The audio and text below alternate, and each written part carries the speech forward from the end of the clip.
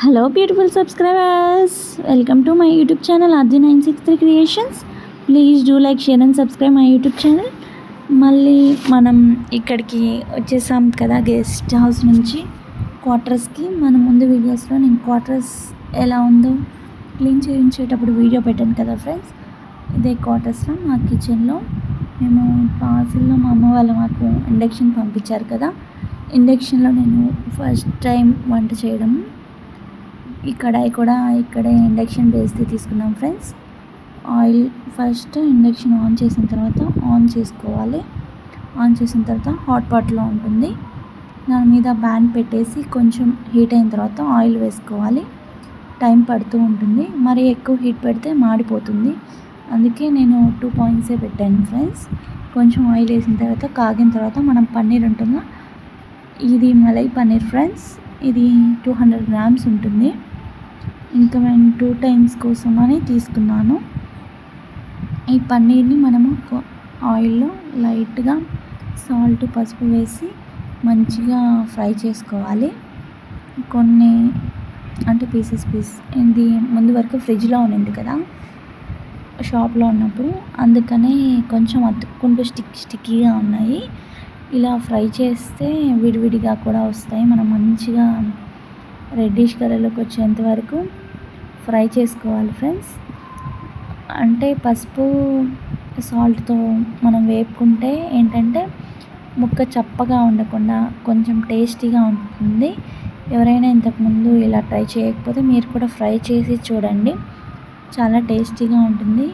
మా ఇంట్లో క్వార్టర్స్లో ఒక కిచెన్ తప్ప మిగతా అంతా బాగుంది. మామూలుగా నేను ఇక్కడే ఉండే పాటైతే కిచెన్ మంచిగా రెనోవేట్ చేసుకునేదాన్ని. మేము 2 months కోసమే వచ్చాం కాబట్టి ఇంకా అదేం చేయాలనుకోవట్లేదు. అలాగే ఇంకో టిప్ ఏంటంటే, వీటిని ఫ్రై చేసుకున్న తర్వాత వాటర్లో వేసి ఉంచితే అది మనం కర్రీ ఎప్పుడు తిన్నా కూడా పన్నీర్ అనేది మెత్తగా జ్యూసీగా ఉంటుంది. అంటే ఈ టిప్ తెలిసి ఉండొచ్చు, కొంతమందికి తెలిసి ఉండకపోవచ్చు. చాలా బాగుంటుంది మెత్తగా. అలా ఒకసారి ట్రై చేయండి మీరు కూడా. నేను అన్నీ ఇలా దాంట్లోకి ఎలాగో మనం కర్రీలోకి వేస్తాం కదా వాటరు, ఆ వాటరే తీసుకొని దాంట్లోకి వేసుకున్నాను, యాడ్ చేసేసుకున్న తర్వాత ఇంకా కొంచెం ఆయిల్ వేసేసి దాంట్లో దాల్చిన చెక్క, లవంగాలు, ఇలాగే నేను ఇది కూడా వేసాను, ఇలాచీ కూడా వేసాను. మసాలాలు, జీలకర్ర అవి వేసుకుంటాము. లైట్గా వేపుకోవాలి. వేయించిన తర్వాత ఉల్లిపాయలు, పచ్చిమిర్చి వేసుకొని కూడా వేపుకోవాలి మంచిగా. కొంచెం సాల్ట్ వేసుకుంటే ఆనియన్స్ అనేవి మంచిగా త్వరగా ఫ్రై అవుతూ ఉంటాయి ఫ్రెండ్స్. గోల్డెన్ బ్రౌన్ కలర్లోకి వచ్చేంత వరకు మంచిగా వేపుకోవాలి. వేపుకున్న తర్వాత కరివేపాకు కూడా యాడ్ చేసుకోవాలి ఫ్రెండ్స్. కరివేపాకు యాడ్ చేసుకుంటాము. యాడ్ చేసుకున్న తర్వాత అల్లం వెల్లుల్లి పేస్ట్ మనం కొంచెం వేసుకొని పచ్చివాసన పోయేంత వరకు వేపుకోవాలి. అప్పుడు మిక్సీ ఉన్నా కూడా ఆ మిక్సీ అంతగా పని చేయలేదు. అందుకే బయట నుంచి తెచ్చిన అల్లం వెల్లుల్లి పేస్టే యూజ్ చేశాను. కానీ మనం ఫ్రెష్గా చేసుకున్నదైతే టేస్ట్ ఇంకా సూపర్గా ఉంటుంది.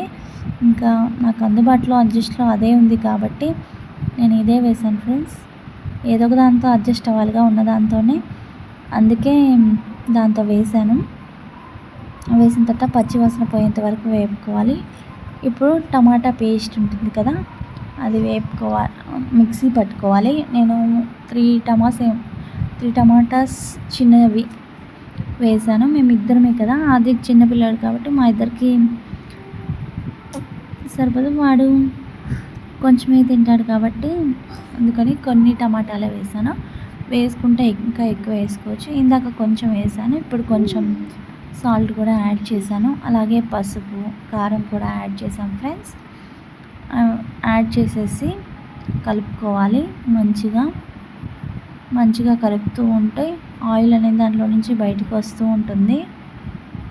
కారం ఎక్కువ స్పైసీ తినే వాళ్ళైతే కొంచెం ఎక్కువ వేసుకోవచ్చు. మేమైతే స్పైసీగానే తింటాము. ఇక్కడైతే మరీ చప్పటి తిండి తిని నోరంతా చాలా చప్పబడిపోయింది.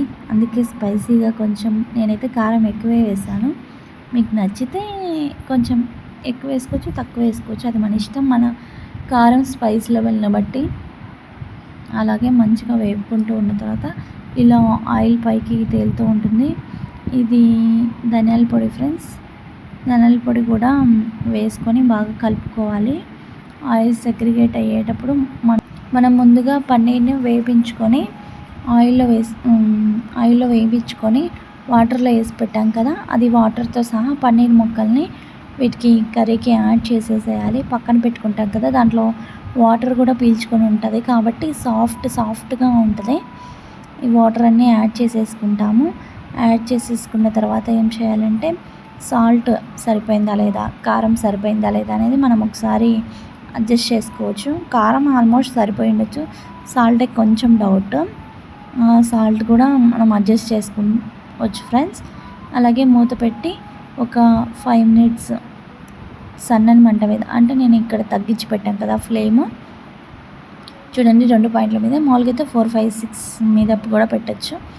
ఇలా మంచిగా దగ్గర అవుతూ బాయిల్ అవుతున్నట్టు నరుగులాగా వస్తున్నట్టు ఉంటుంది. మధ్యలో కలుపుకుంటూ ఉంటే మనకి అర్థమవుతుంది. కర్రీ అనేది కొంచెం థిక్నెస్ వచ్చేంత వరకు మంచిగా మనం ఉడికించుకుంటే టేస్ట్ మాత్రం చాలా బాగుంటుంది.